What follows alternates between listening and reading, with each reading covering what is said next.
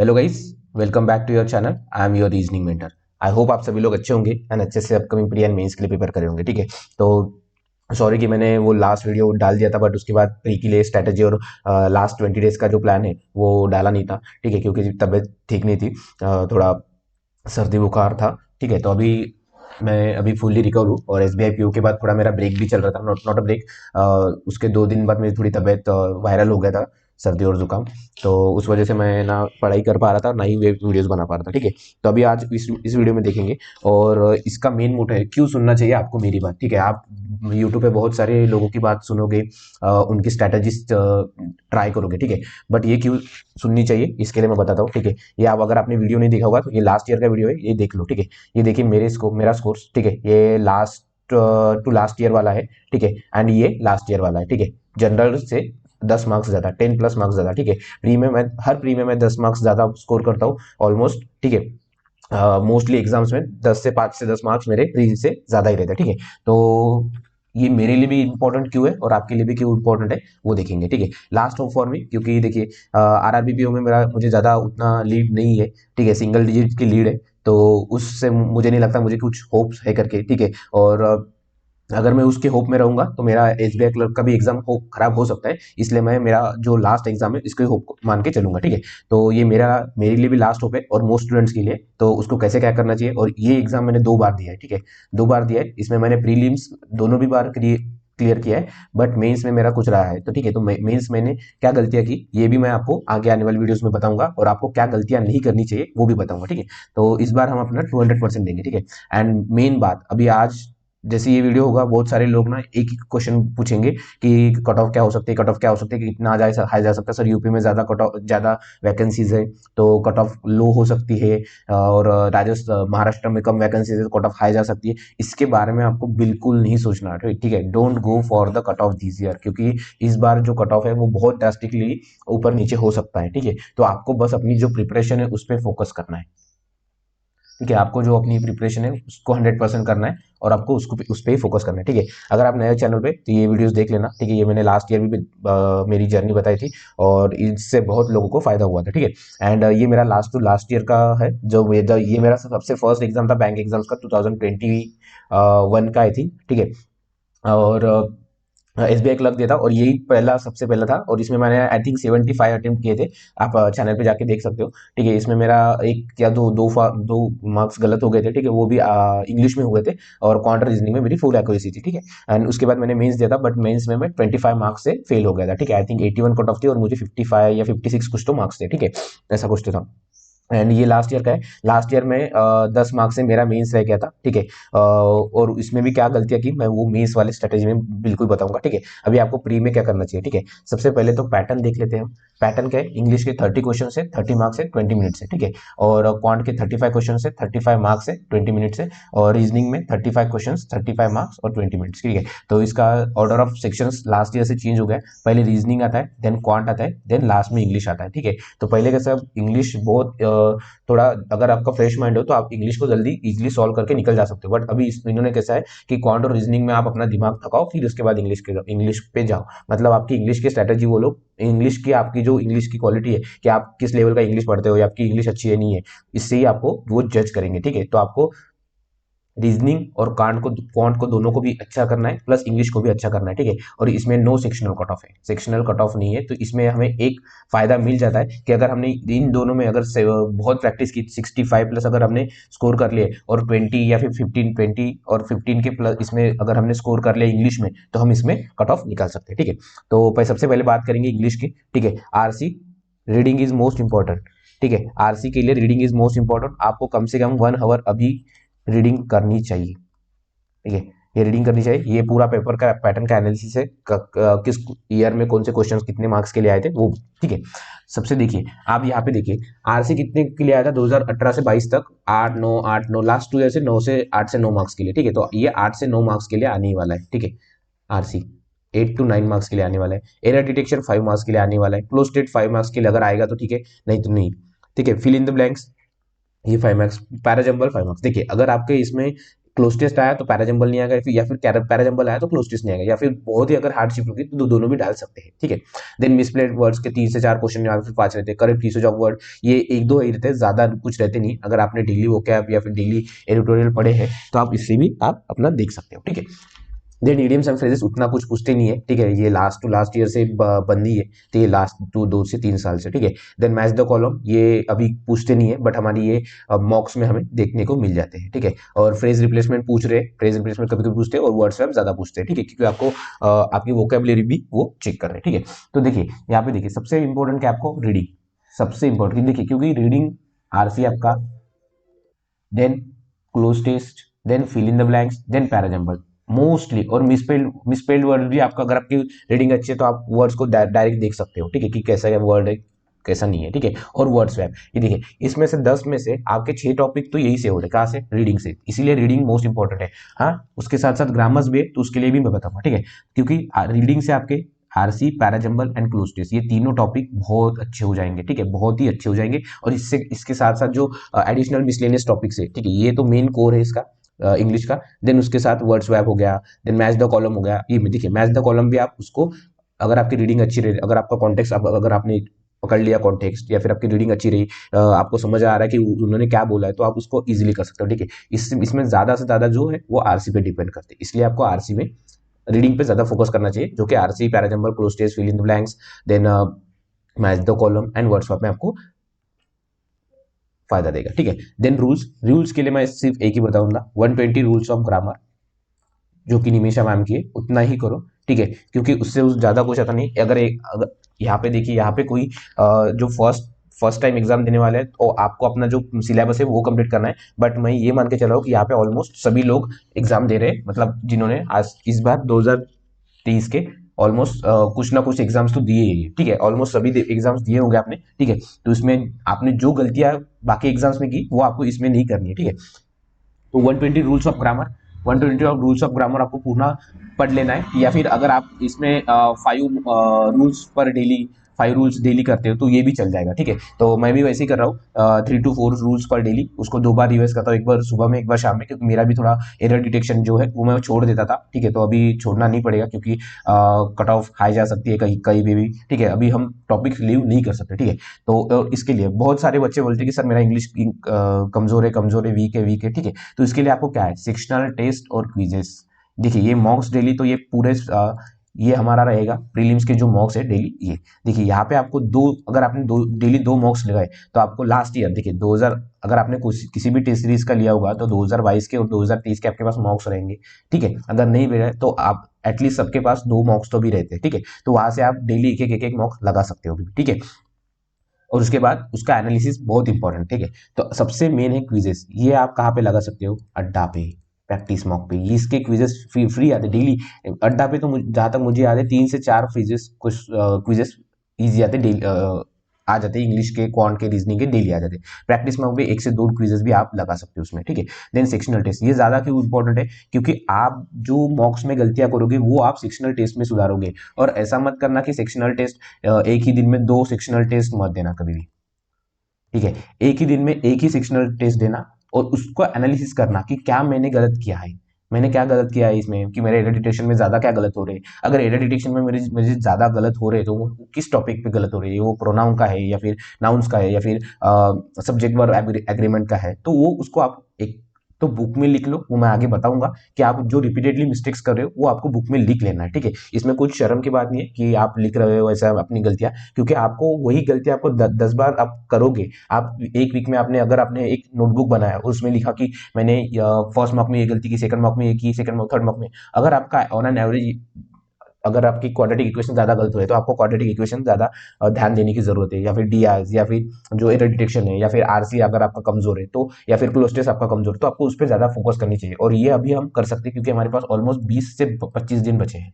ठीक है। आज की तारीख है 13, और ये 17 दिन, और वो 5 दिन, 20 से 22, मतलब हमारे पास 3 वीक बचे हैं। अगर हमने ये वीक में, एक वीक में हमने ये हमारे क्या वीक पॉइंट्स है वो अगर हमने देख लिए, तो हम 2 वीक में हमें उस पर काम कर सकते हैं अच्छे से, ठीक है। तो ये था इंग्लिश का। अभी बात करेंगे क्वांट। क्वांट के लिए सबसे इंपॉर्टेंट है, तो आपको टेबल्स, अगर आप आधा घंटा भी अगर दे रहे हो तो अगर नहीं दे रहे हो तो अगर आपकी कैलकुलेशन स्पीड अच्छी है तो ठीक है, अगर नहीं दे रहे हो तो मैं बोलूंगा आपको टेबल्स, स्क्वायर्स, क्यूब्स ये ट्राई करो। और स्पीड मैथ के लिए देखिए यहाँ पे देखिए सबसे इंपॉर्टेंट क्या है, सिंप्लीफिकेशन। आपको क्या अटेम्प्ट करना चाहिए पेपर में भी, और आपको जो सिलेबस भी कंप्लीट करते हो क्या करना चाहिए, ये आपको ऐसे जाना है, देन आपको ऐसे आना है, ठीक है। क्यों पहले सबसे पहले सिंप्लीफिकेशन करना है, क्योंकि यहाँ पे आपके जो basic addition, multiplication, subtraction, powers, cubes यही रहते हैं, ठीक है। देन क्वाड्रेटिक इनइक्वालिटीज, मतलब हमारे क्वाड्रेटिक इक्वेशन जो रहते हैं उसमें, क्योंकि आपको जो अगर फैक्टर्स निकालना आ जाता है जल्दी से, या फिर आपके जो टेबल्स अच्छे हैं तो आप इसको जल्दी से सॉल्व कर सकते हो। विद इन 5 क्वेश्चन आप 2 to 3 मिनट्स में भी सॉल्व कर सकते हो, और उससे भी कम कर में, ठीक है। Missing number series, wrong number series, क्योंकि इसकी देखिए यहाँ पे 10 से 15 क्वेश्चन इसके आते हैं, 5 क्वेश्चन इसके आते हैं, 5 क्वेश्चन इसके आते हैं, और डेटा इंटरप्रिटेशन के 5 क्वेश्चन आते हैं, ठीक है। यहाँ पे देखिए ये 15 और ये 10, 25 तो यहाँ पे हो गए। ये कभी कभी सिंप्लीफिकेशन 10-15 आता है, 15 आ जाते हैं, बट वहां पे आपको मिसिंग नंबर या फिर क्वाड्रेटिक इक्वेशन नहीं देगा, ठीक है। ये डिपेंड करता है। देन आपके जो 10 क्वेश्चन रहते हैं वो अर्थमेटिक टॉपिक से। अभी यहाँ पे क्या बोलेंगे लोग, सभी लोग कि 25 कर लो बस हो गया, बट मैं यहाँ पे नहीं बोलूंगा, मैं यहाँ पे आपको बोलूंगा 30+ लेना है हमें क्वांट में। देखिए रीजनिंग सिंपलेस्ट स्ट्रेटेजी है कि आप रीजनिंग में भी 35 ले सकते हो, और क्वांट में भी अगर आपको 30+, मेरा मानना है कि 30+ ले सकता है, क्योंकि सबसे वीक मेरा क्वांट है। मुझे लगता है कि मुझे क्वांट से बचपन से हो गया था, बट मैं भी अभी कभी कभी 27-28 मॉक में स्कोर कर सकता हूँ, ठीक है। तो आप भी इसमें 30+ का टारगेट लेके चलिए, क्योंकि आपको इतना करना ही है। और बहुत सारे लोग बोलते हैं कि अर्थमेटिक्स टॉपिक छोड़ दो, ये क्वांटिटी बेस्ड प्रॉब्लम्स ये तो मोस्टली नहीं आते, ये एसबीआई आईबीपीएस में आते, एक आधा 1-2 क्वेश्चन आ गया तो आ सकता है, डेटा सफिशिएंसी भी नहीं आते, मोस्टली तो भी नहीं आते प्रीलिम्स में, ठीक है। अभी यहाँ पे आप एनालिसिस देख लिए, simplification, number series, quadratic equation, data interpretation, arithmetic. देखिए अर्थमेटिक तीनों सॉल्व कॉमन ही कॉमन है, और क्या कॉमन है, सिंप्लीफिकेशन। देखिए यहाँ पे देखिए आपको अर्थमेटिक पे भी उतना ही इंपॉर्टेंस देना है, क्योंकि अगर आपने अभी अर्थमेटिक के प्रॉब्लम सॉल्व करना स्टार्ट कर दोगे, आपको ये मेंस में फायदा देगा और बाकी भी क्वेश्चंस में फायदा देगा, ठीक है। देखिए अर्थमेटिक के 10 क्वेश्चन आते हैं, इसमें से हमें 5 क्वेश्चन करना है, ठीक है। अभी 5 क्वेश्चन कौन से करना है सर, तो मैं बोलूंगा एक एज, एक पार्टनरशिप, एक प्रॉफिट एंड लॉस, अगर इजी आता है तो एक मिक्सचर एंड एलिगेशन वाला आ सकता है, या फिर टीएसडी के ट्रेन, या फिर बोट एंड स्टीम वाला, क्योंकि इसमें ज्यादा कुछ नहीं लगता, ठीक है। ये जो कुछ टॉपिक्स है ना, ये आप इजीली कर सकते हो, इसमें आपको कुछ ज्यादा हाई लेवल का अर्थमेटिक नहीं चाहिए, या फिर ये अगर ये, और मैंने जहां तक ये देखा है कि ये जो लेवल के क्वेश्चन है ना, ये बेसिक क्वेश्चन आते हैं, बेसिक क्वेश्चन। अगर आपका कंसेप्ट ठीक है और आपकी स्पीड है तो आप इसको इजीली बना सकते हो अराउंड 1 मिनट के अंदर, ठीक है। तो ये आपको ये 4 से 5 क्वेश्चन करना है, यहाँ से मतलब हमारे 25 क्वेश्चन, और अर्थमेटिक से कम 5 क्वेश्चन। अगर हमने 30 टारगेट कर दिया और 100% एक्यूरेसी, तो हम यहाँ पे 30, और रीजनिंग में अगर 30+ लेते तो आपका मोस्टली तो 60% वेटेज यही से बढ़ रहा है, और बाकी का जो बचा है वो 20+ मार्क्स हम इंग्लिश से लेंगे, या फिर 15+ है, तो आपका ऑलमोस्ट कट ऑफ क्लियर हो जाएगा ऑल स्टेट से, ठीक है। अगर बहुत ही कम होती है तो वो उसमें एक्सेप्शन हो सकता है, ठीक है। देखिए सिंप्लीफिकेशन लास्ट ईयर ज्यादा आ गए थे, लास्ट 2 ईयर 15-15, बट उन्होंने क्वाड्रेटिक इनइक्वालिटीज उन्होंने गायब कर दी थी, ठीक है। बट यहाँ पे देखिए इन तीनों में देखिए 10-10-10, बट नंबर सीरीज भी डाल दिया, क्वाड्रेटिक इनइक्वालिटीज भी डाल दिया, और डीआई भी डाल दिया। अगर अभी आपको क्या हो गया तो डीआई मॉक में 2 देखने को मिलेंगे, तो कुछ नहीं होता, उसको आप सॉल्व करने की ट्राई कीजिए ज्यादा से ज्यादा, क्योंकि आपको डीआई में थोड़ा टाइम ज्यादा लग सकता है, और अगर डीआई आता है तो आपको अभी प्रैक्टिस हो जाएगी, ठीक है। और उसमें जो एग्जाम है उसमें आपको एक ही डीआई देखने को मिलेगा, और मे भी हो सकता है आपको केसलेट भी देखने को मिल जाए, ठीक है। केसलेट के लिए आपको अलग से आपकी अलग प्रैक्टिस होनी चाहिए, ठीक है। ये देखिए इसमें स्पीड मैथ, क्योंकि इंपॉर्टेंट क्या है, स्पीड मैथ में यही सब आते हैं। कौन से आते हैं sir, simplification, number series, quadratic equation, ये तीनों आ जाते हैं, ठीक है। डेटा इंटरप्रिटेशन नहीं आता, सिंप्लीफिकेशन, नंबर सीरीज, क्वाड्रेटिक। तो यहाँ से देखिए आपके 20 मार्क्स तो ये से बन रहे हैं, तो आपको स्पीड मैथ्स की डेली प्रिपरेशन करनी चाहिए, और इसके लिए आपको स्क्वायर्स, क्यूब्स और टेबल्स अच्छे होने चाहिए, ठीक है। देन क्वाड्रेटिक इक्वेशन ये भी सेम, ठीक है। डीआई के लिए 5 मार्क्स का या फिर 10 मार्क्स के लिए क्वेश्चन आ सकते हैं, या फिर 5 और 8 का आ सकते हैं, ठीक है। क्यों, इसमें प्लस एक डीआई प्लस एक केसलेट आ सकते हैं, ठीक है। इसके लिए भी आपको कहा इसकी स्पीड नहीं बढ़ती, ठीक है। इंग्लिश में तो बहुत सारे लोगों का आता है कि सर मेरा ग्रामर वीक है, मेरी आरसी वीक है, या फिर मेरी रीडिंग ही वीक है, बट क्वांट और रीजनिंग में मेन क्या टॉपिक आता है, क्वांट और रीजनिंग में main topic, just a second, quant और रीजनिंग में मेन क्या टॉपिक आता है, क्वांट और रीजनिंग में मेन आपको प्रॉब्लम आती है सर हमारी स्पीड नहीं बन रही। तो स्पीड बनने के लिए आपको क्या करना है, स्पीड बनने के लिए आपको क्विजेस देने हैं, ठीक है। टेबल्स आपके अच्छे होने चाहिए, टेबल्स आपके अच्छे होने चाहिए, आपको क्यूब्स स्क्वायर्स जो है वो आपको इजीली आ जाने चाहिए, डायरेक्ट मुंह पे होना चाहिए। अगर आपको बोला है कि 13 का क्यूब क्या होता है, तो आपको डायरेक्ट आना चाहिए कि वो 2197 होता है, या फिर सर 14 का स्क्वायर क्या होता है आपको, तो वो डायरेक्ट आ जाना चाहिए आपको क्या क्या होता है 14 का स्क्वायर, ठीक है। तो ये आपको आना चाहिए।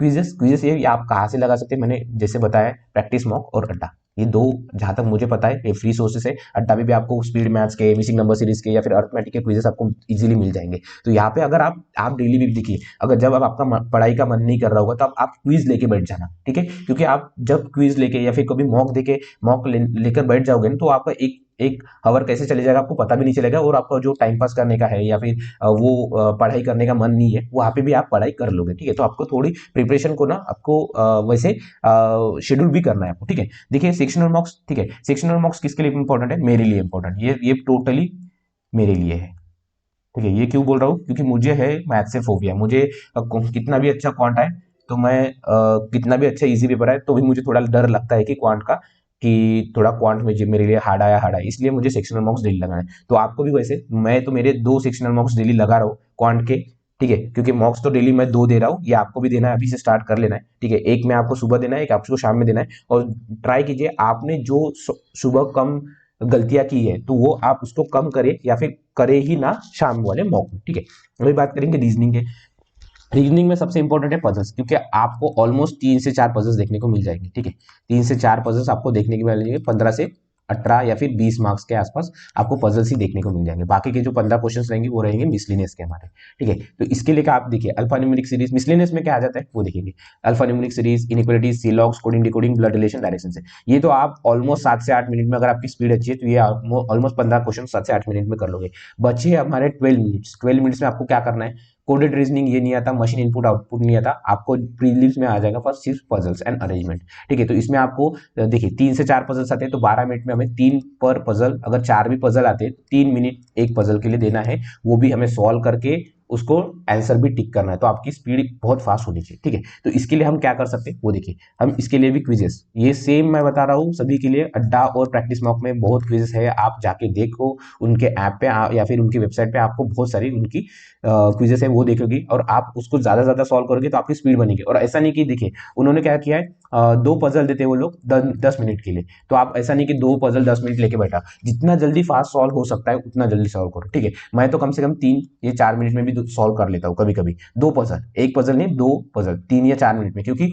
मुझे पता है कि जल्दी होता है मेरा, और मेरी जो रीडिंग की जो स्पीड है वो भी फास्ट है, या फिर थिंकिंग स्पीड भी है वो फास्ट है, ठीक है। तो इसको, इसके लिए आपको सिर्फ प्रैक्टिस करनी पड़ेगी, ज्यादा कुछ नहीं। सेक्शनल मार्क्स और क्विजेस से, ये देखिए ये जो वर्ड है ना आपको यही करना है बस, बाकी कुछ नहीं। अगर आप इसको अच्छे से अगर आपने कर लिया तो आपका आधा से ज्यादा काम तो यही पे हो जाएगा, ठीक है। सेक्शनल मार्क्स जिनका रीजनिंग वीक है, ठीक है, उनके लिए सेक्शनल मार्क्स आपको लगाना ही लगाना है। क्यों मैं ये बोल रहा हूँ, सेक्शनल मार्क्स आपको सभी के लगाना है, वेदर वो इंग्लिश रहो, क्वांट रहो, या फिर रीजनिंग रहो। देखिए अगर जिनके पास एक ही मॉक टेस्ट सीरीज है, वो तो एक प्रीलिम्स का फुल टेस्ट लगाओ, ठीक है, एक फुल टेस्ट, और बाकी जो है उनके सेक्शनल्स लगाओ, अगर उनके पास है तो ज्यादा से ज्यादा, और मॉक्स डेली तो हमारे ज्यादा है, ठीक है। सीटिंग अरेंजमेंट में देखिए पजल्स में 18 17 मतलब ये 15 से 20 मार्क्स के रेंज में आपको कहीं पे भी आपके पजल्स जो है वो मिल जाएंगे, और बाकी के जो 15 से 20 मार्क्स के हैं वो आप 15 से 17 मार्क्स के बीच में आपको इनइक्वालिटी 3 मिल जाएंगी, syllogisms, then alphanumeric series, coding decoding कभी आता है नहीं आता है, कभी वो चाइनीज कोडिंग आता है, ब्लड रिलेशन आता है कभी कभी, डायरेक्शन से, और मिसलेनियस में वर्ड से क्या बनता है, ये टोटल मिला के 35। डेटा सफिशिएंसी नहीं पूछते, अगर एकदम हार्ड शिफ्ट रही तो मे भी पूछ सकते हैं, ठीक है। तो ये रहा हमारा रीजनिंग का। अभी बात करेंगे फुल लेंथ मॉक कैसे देना है और कैसे क्या करना है, ठीक है। एनालिसिस सबसे मेन है, एनालिसिस, ठीक है। अगर आप देखिए 2 मॉक देते हो, ये मॉक नंबर 1 है, ये मॉक नंबर 2 है, ठीक है।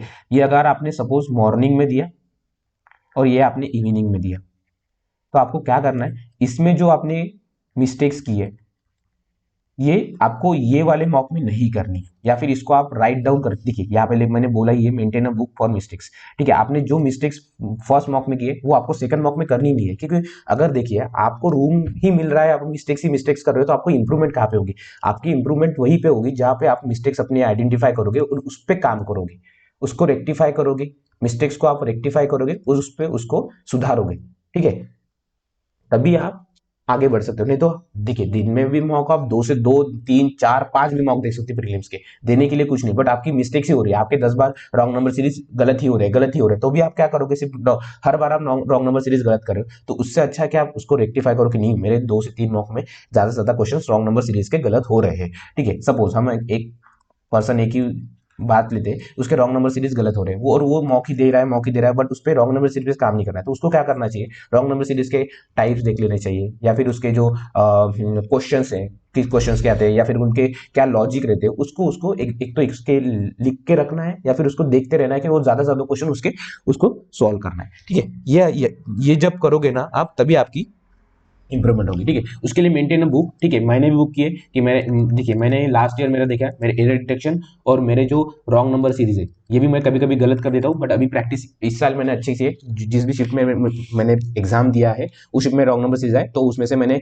5 में से 4 सही किए हैं। ठीक है, एक आधी वो स्पीड के कारण मैंने छोड़ दिया, क्योंकि अटेम्प्ट कम हो जाती है इसलिए। ठीक है, error detection, wrong number series, then miscellaneous में मेरे जो कुछ टॉपिक्स है, जैसे कि वर्ड्स वाले जो रहते हैं, ABC, फिर इसमें और ऐसे ऐसे वर्ड्स रहते हैं, उसमें मैं कभी कभी वीक हो जाता हूँ। ठीक है, स्पीड के कारण, स्पीड में मैं गलत कर देता हूँ। ठीक है, तो ये मैंने मेरे बुक से मेंटेन करके मैंने मिस्टेक्स मेरी आइडेंटिफाई की है, तो ये भी आपको करना है, और ये रिपीटेडली जो मिस्टेक्स है, रिपीट जो आप मिस्टेक्स कर रहे हो, ये आपको नहीं करना है। ठीक है, ये सबसे आपको इंपॉर्टेंट ध्यान देना है कि ये आपको मिस्टेक्स रिपीटेडली मिस्टेक्स नहीं करना है, तभी आप इसको इंप्रूव करेंगे। आपके अपनी मिस्टेक्स आइडेंटिफाई करो और उसको रेक्टिफाई करके उसको सही करो, तभी आप हो जाएंगे। और अल्टीरियर स्ट्रेटेजी, ये किसके लिए, only for who have given mains, ये मैं क्यों बोल रहा हूँ। ठीक है, अभी जो नए नए बच्चे हैं, या फिर जिनका इस बार एक या फिर 2 ही प्रीलिम्स निकला है, तो उनके लिए ये नहीं है।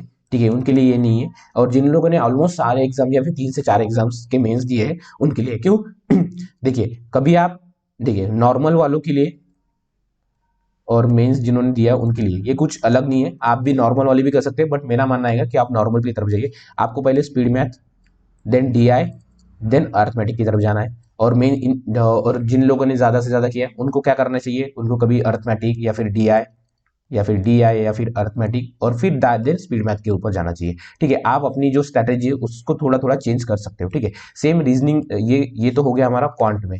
रीजनिंग में भी रीजनिंग में भी आप पहले इसको पजल सॉल्व कर सकते हो, नॉर्मल वाले पीपल, सॉरी मेंस वाले पीपल, पहले पजल सॉल्व करना, देन मिसलेनियस पे जाना। बट बाकी के जो नॉर्मल, जिनका प्रीलिम्स नहीं निकला इस बार, ज्यादा एक या फिर 2 ही प्रीलिम्स निकले, उनको सिर्फ मिसलेनियस पहले तो करना है, फिर देन उनको पजल की तरफ जाना है। ठीक है, तो ये आपको अल्टर अपनी स्ट्रैटेजी आपके हिसाब से करती रहनी चाहिए। ठीक है, और मेंस के लिए स्ट्रैटेजी मैं बताऊंगा, मेंस के लिए स्ट्रैटेजी मैं लेके आऊंगा। ठीक है, क्योंकि 2 बार मैंने मेंस दिया है, और लास्ट ईयर मैंने क्या गलती की थी, मैंने क्यों ज्यादा से ज्यादा मैंने जो मेरे एक ही सब्जेक्ट पे फोकस किया था, किस सब्जेक्ट पे ज्यादा फोकस करना चाहिए, किस सब्जेक्ट पे नहीं करना चाहिए, वो भी मैं आपको बताऊंगा। ठीक है, और उसके पहले मेंस के लिए किसको प्रिपेयर करना चाहिए थोड़ा बता देता हूँ, और जिसके 80+ परसेंटाइल आ रहे हैं, किसमें, प्री में। ठीक है, उनको प्री मेंस के लिए थोड़ा थोड़ा साइड बाय साइड चालू करना चाहिए, 2 से 3 मेंस लेवल पजल, एंड 2 से 3 मेंस लेवल या फिर लॉजिकल DI। ठीक है, मेंस लेवल DI और या फिर लॉजिकल DI। ठीक है, ये आपको स्टार्ट करना है, और RCB। ठीक है, ज्यादा से ज्यादा रीडिंग पे दीजिए, आप अपना जो फोकस है उस पर दीजिए। ठीक है, क्योंकि आपको मेंस में बहुत अलग डिफरेंट अप्रोच से जाना पड़ेगा इस बार, क्योंकि कहीं पे वैकेंसीज बहुत ज्यादा है, कहीं पे बहुत कम है, तो इस हिसाब से आपको आपका जो स्ट्रैटेजी है थोड़ी चेंज करनी पड़ेगी। एक ही सब्जेक्ट पे या फिर 2 ही सब्जेक्ट पे आपको फोकस रह के नहीं चलना पड़ेगा, आपको सभी सब्जेक्ट को है वो इक्वल करना पड़ेगा। ठीक है, तो ये था हमारा प्री के लिए पूरा। ठीक है, आप फुल लेंथ मॉक लगाओ, एक या फिर 2 मॉक, जैसे आपको सुटेबल रहता है वैसे मॉक्स लगाओ, बट उसके भी ज्यादा इंपॉर्टेंट है, उसको आपको एनालिसिस अच्छे से करना है। अगर जितना आप ज्यादा अच्छे से एनालिसिस करोगे, उतना ही आप उसको, आप अपनी जो इंप्रूवमेंट है आप अपनी इंप्रूवमेंट उसमें देखोगे। जितने जल्दी आप मिस्टेक्स उसको आइडेंटिफाई करोगे, उसको सुधारोगे, तभी आप उसका इंप्रूवमेंट होगा। ठीक है, तो ये था, आपको यहाँ से पूरा आइडिया आ जाना चाहिए कि कैसे क्या करना है, क्या स्पीड, कैसे स्पीड मेंटेन करनी चाहिए या फिर स्पीड बढ़ानी चाहिए। ठीक है, इसलिए ये है प्रीलिम्स का। ठीक है, अगर आपने ये वीडियो नहीं देखा होगा, तो इसमें भी मैंने यही सेम चीजें लास्ट ईयर वाली भी वीडियोस में बताई है। ठीक है, यहाँ पे मेरी जर्नी 29 मार्क्स टू 73 मार्क्स। ठीक है, जब मैंने स्मार्ट कीड़ा के मार्क्स लगाए थे, तब मेरे आई थिंक 28.75 या 29 मार्क्स आए थे प्रीलिम्स के सबसे फर्स्ट मॉक में, SBI क्लर्क के। ठीक है, और वो भी आई थिंक फ्री वाला मॉक था, तो मुझे उतना आइडिया नहीं था, तो मैं इंप्रूव करते करते 73 मार्क्स लाया था। और 73 मार्क्स देखिए यहाँ पे, ये मेरे फर्स्ट एग्जाम का स्कोर था। यहाँ पे मैंने 75 अटेम्प्ट किए थे। ठीक है, और ये था मेरा लास्ट ईयर का एग्जाम। ठीक है, तो यहाँ से आपको आइडिया आ जाना चाहिए। ठीक है, तो ये है प्री के लिए स्ट्रैटेजी। और मैं क्या करने वाला हूँ, तो मैं भी मैंने बता देता हूँ कि मैं 2 प्री के मॉक्स डेली लगा रहा हूँ और बाकी 2 प्री के मॉक्स, और उसका एनालिसिस बहुत अच्छे से कर रहा हूँ, क्योंकि मुझे भी इंप्रूवमेंट का स्कोप चाहिए कि इंप्रूवमेंट है मेरे इसमें भी, ठीक है। कुछ मेरे क्वांट में गलत हो जाती है, या फिर कुछ रीजनिंग में कभी कभी हो जाते हैं 1-2 गलत, इंग्लिश में ज्यादा गलत हो जाती है, ठीक है, एरर डिटेक्शन में। तो उसको मुझे इंप्रूव करना ही करना है एट द, ठीक है। उसको इसके लिए मैं ज्यादा नहीं दे रहा हूँ, इसके लिए 3 आवर्स दे रहा हूँ मैं, ठीक है, सिर्फ 3 आवर्स। क्यों? 2 आवर्स में तो मॉक हो जाता है और 1 आवर में आधे घंटे में एनालिसिस हो जाता है, क्योंकि ज्यादा मेरे गलत होती नहीं है। जो गलत हुए और या फिर जो अनटिक या फिर मैंने जो अनअटेम्प्टेड क्वेश्चन है उसको मैं सॉल्व करता हूँ। हाफ आवर में मेरे दोनों भी हो जाते हैं, और हाफ आवर में जो बाकी के जो थोड़ा प्रैक्टिस करने रहते हैं, या फिर एरर डिटेक्शन, या फिर एक वो हाफ आवर नहीं होता है, एक भी आवर हो जाता है, तो 3 आवर में मोस्टली डेडिकेट करता हूँ मॉक्स के लिए, और 3 से 4 घंटे जो है वो मैं मेंस के लिए प्रिपेयर कर रहा हूँ, ठीक है। मेंस के लिए मैं स्टार्ट कर दूंगा, अभी थोड़ा ब्रेक पे था, आज थोड़ी टिपेट ठीक थी, आज या फिर कल से मैं मेंस के लिए स्टार्ट कर दूंगा। मेरा प्री के मॉक्स डेली मैं एक दे रहा हूँ, ठीक है। अभी मेंस के लिए स्ट्रैटेजी मैं लेके आऊंगा, यही सबके लिए इंपॉर्टेंट है। क्यों? क्योंकि 2 बार मैंने मेंस दिया है, तो मुझे पता है कि क्या लेवल के क्वेश्चन आते हैं। मैंने लास्ट ईयर मेरा एग्जाम क्लियर हो सकता था, बट मैंने क्या गलतियां की वो मैं आपको आने वाली वीडियो में बता दूंगा, ठीक है। So thank you, all the best and keep grinding guys. ये लास्ट चांस है मेरे पास भी, आपके पास भी, तो आपको 100 हमें सबको 100% देना है, 200% देना है, ठीक है। तो लेट्स क्रैक इट इजियर, ठीक है। Thank you, all the best and keep grinding.